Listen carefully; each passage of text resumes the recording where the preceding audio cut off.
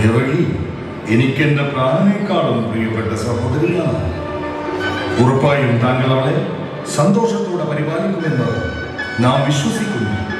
തീർച്ചയായും നാം പതിധർമ്മത്തിലുപരി സ്നേഹാദരങ്ങളോടെ ജീവിത അവസാനം വരെ ദേവിയെ സംരക്ഷിക്കും.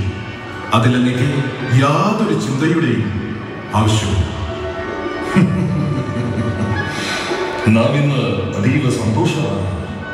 കാരണം വാസുദേവൻ തികഞ്ഞ സത്യവാദിയും പരാക്രമശാലിയുമായ ഒരു മഹാവീരനാണ്. എന്റെ സഹോദരിയെ സുരക്ഷിതമായ കരങ്ങളിൽ ഏൽപ്പിച്ചതിൽ നമുക്ക് ചാരിതാർത്ഥ്യമുണ്ട്. ദേവകി അദ്ദേഹത്തിന്റെ രാജ്യത്ത് ഒരു റാണിയെ പോലെ വാഴുമെന്നതിൽ നമുക്ക് സംശയമേ ഇല്ല.